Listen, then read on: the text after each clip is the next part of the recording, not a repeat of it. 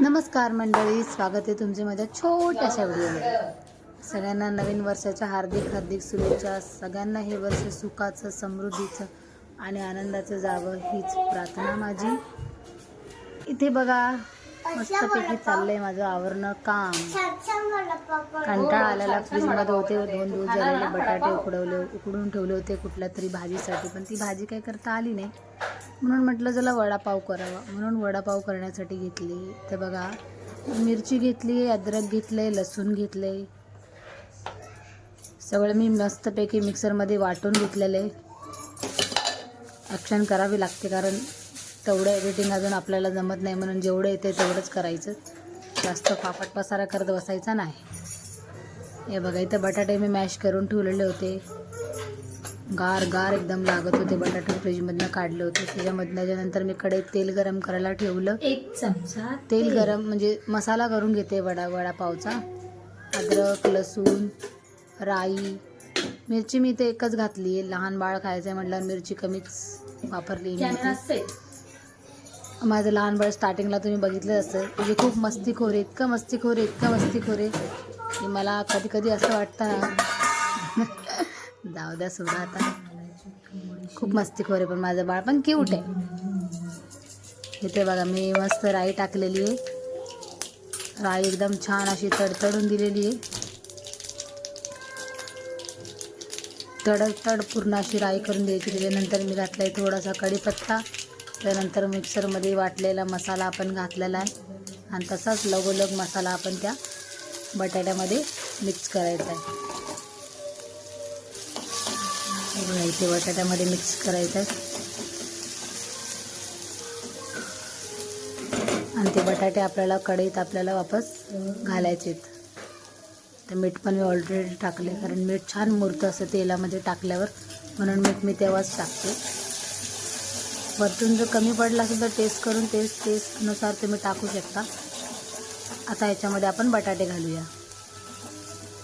जो हा मसाला आहे ना तो छानपैकी भाजून घ्यायचा, असा अर्धा कच्चा नाही ठेवायचा, नाही तर वडे छान लागत नाहीत। इथे बघा सासऱ्यांना पाठवलेलं मी पाव आणायला, अजून त्यांचा यायचा पत्ता नव्हता, म्हणलं चला वडे तरी बनवून घेऊया, तोपर्यंत रेसिपी तरी ब्लॉग तरी होईल आपला।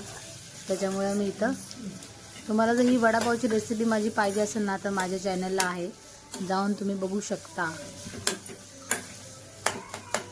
मस्त असे बटाटे वडे झाले होते पण पुरले नाहीत, ते कमी पडले थोडे।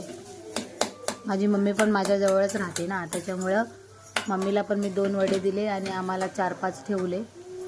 सासरे मस्त वडे खाऊन झाल्यावर पाव घेऊन आले, पण ह्यांना काय वडापाव अजून खायचा होता पण ते पुरले नाही। नंतर भावाचा फोन आला की ताई अजून वडे आहे का, तर म्हटलं नाही बाबा आम्हालाच पुरले नाही, आम्ही तर ते तेवढे खाल्ले कारण ते भाजीसाठी केलेले बटाटे होते ना, उरले होते म्हणून मी त्याचं बटाटे वडे केले वेस्ट जाण्यापेक्षा, तरी बटाटे वडे करून टाकले। आणि बघा असं वडा मस्तपैकी ते मिक्स करून घेतले त्याच्यामध्ये आणि टेस्ट करायचं। मीठ एकदम प्रॉपर पाहिजे कुठल्याही जेवणामध्ये ना, जर मीठ प्रॉपर असेल ना तर ते जेवण सुरुवातीलाच खाताना ना अळणी लागत नाही, बेचव लागत नाही, तिची टेस्ट कायमच राहते। आणि तर मी अशी वड्यांची मस्त टिक्की करून घेतलेली आहे।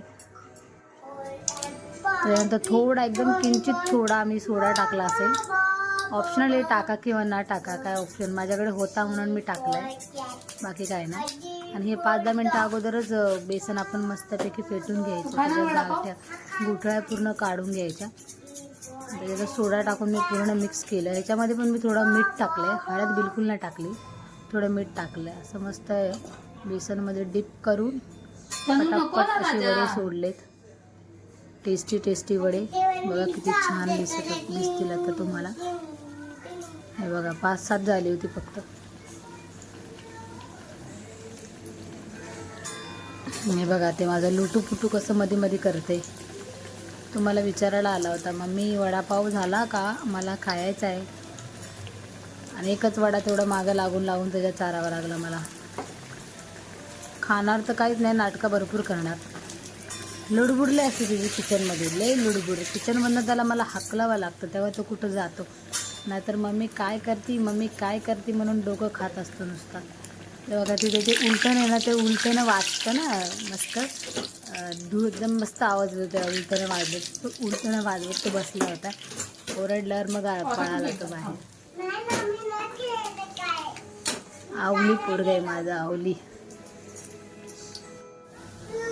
हे बघा मस्तपैकी असे बटाटे रेडी झालेले आहे. आपले बटाटे वडे टेस्टी असे बटाटे वडे काढून घेतलेले आहेत. साधं सोपं. आता वडापावची किंमत पण भरपूर वाढली आहे. आमच्याकडे तर 25 रुपयाला एक वडापाव आहे. आता उरलेले बटाटे पटापटा मी फ्राय केले. म्हणलं येतील तेव्हा येतील चाचळे, तोपर्यंत बटाटे वडे तरी आपण फ्राय करून घेऊ.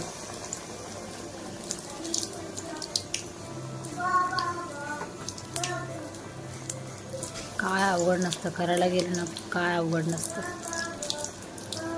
फक्त एवढंच की असं काय करायला गेलं की घरात राडा भरपूर होतो. घरात राडा तर ते बारकं कार्टून करतं. किचनमध्ये राडा, ह्या असं काय केलं की किचनमध्ये भरपूर राडा होतो. तो आवरा, सगळं आवरा, त्याच्यानंतर मग भरवा, त्याच्यानंतर त्याचं सगळं आवरा. ते म्हणजे बटाटे वडे करून झाले. मिरच्या पण फ्राय करून झाला. सासूला कॉल केला, या बटाटे वडे खायला. चलो बाय.